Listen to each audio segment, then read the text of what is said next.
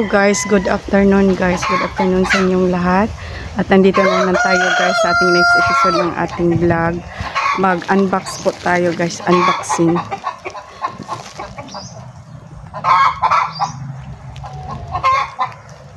Ayan, mag-unboxing po tayo sa ating umbrella. Malaking umbrella guys para sa pagtitinda, no. Doon sa labas, magtinda tayo sa labas. Bili ako ng malaking payong para hindi tayo maulanan at saka mainitan kasi mainit at maulan sa labas. Let's go guys! At ayan na guys, no. Once again, don't forget to subscribe our channel para updated ka sa next episode ng aming mga vlog. Ngayon guys, ang ating i-vlog po natin ngayon ay mag-unboxing po tayo ng ating big umbrella. Kasi noong nakaraang araw, malakas ang ulan at saka mainit, no. Naulan na ng ating mga paninda. Kaya bumili ako ng malaking umbrella guys. Tingnan natin guys kung gaano kaganda, gaano ang quality ng big umbrella ng Lazada guys. Ayan. Maganda naman siguro ito, no. Ayan, buksan muna natin ang ating big umbrella guys kasi napaka-strong yung pagputos. Ano sa Tagalog sa pagputos? Muna siya guys, muna siya ang big umbrella. Binili ko color blue kasi maganda ang color blue. Gusto ko yung mga color blue at saka hindi common na mga color kasi marami ng mga big umbrella dito na beach color yung mga umbrella nila. Kaya gusto kong maiba naman ang aking kulay ng aming big umbrella. Ayan. Grabe namang pagkaano nito, pagkabalot. Grabing pagkabalot. Siyempre, balutin nila ng mabuti para hindi masira ang ating big umbrella, no, pagdating sa owner ng bumili. Ayan. Maganda ang kulay guys. Sa tingin ko, maganda naman ang quality ng ating big umbrella. Ayan, grabing pagkabalot ng umbrella. Ayan, nakuha na mga ka-farming na, nakuha na ang balot ng ating big umbrella. Ayan, try muna natin. Wow, maganda yung quality niya. Ayan, okay na okay yung quality. Ito po yung stand niya sa umbrella. At ayan, color blue.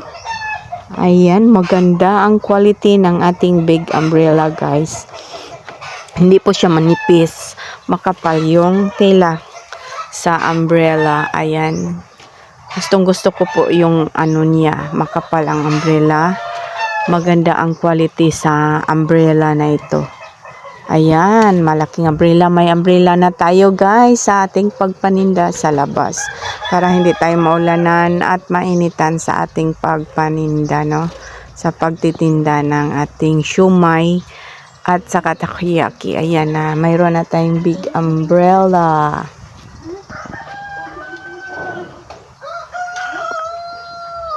At ayan po siya mga ka-farming, no. Ayan.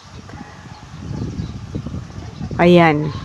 At ayan po ang ating big umbrella. May big umbrella na tayo guys. Hindi na tayo matakot sa ulan at saka init. Ayan, comfortable na tayo sa ating pagpaninda, no. Ayan, maganda siya. Maganda ang kulay, blue. Blue ang kulay ng ating umbrella guys. At ayan po, ayan, magandang quality. Maano siya, matigas. Magandang quality ng payong, makapal. At saka ang stand, no. Ganda talaga siya. Nagustuhan ko talaga ang quality ng umbrella na ito. I give 5 to the store of this umbrella, big umbrella. Ayan, ang ganda siya. Hindi ko na lang siya binilhan ng stand guys kasi ako na ang magawa ng stand nito sa umbrella. Kasi marami kaming galon dito sa purified water, no. Yan na lang ang gagawin kong stand dito. Lagyan ko na lang ng mga bato kasi mahal din yung yung stand niya. Mahal din ang stand ng umbrella na ito.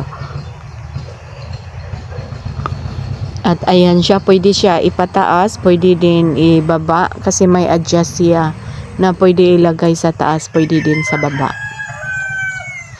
Ayan, nagustuhan ko talaga, gustong gusto ko talaga ang pagbili nito. Gustong gusto ko talaga yung quality, very good quality ang umbrella na ito. Makapal siya at saka hindi, sa tingin ko hindi siya madaling masira kasi makapal, strong naman yung stand niya. Ayan, okay na siya. May umbrella na tayo sa ating pagpaninda sa labas. Okay din guys, magtinda-tinda tayo sa labas guys para mayroon din tayong sariling pera, no? Ayan, maganda talaga siya.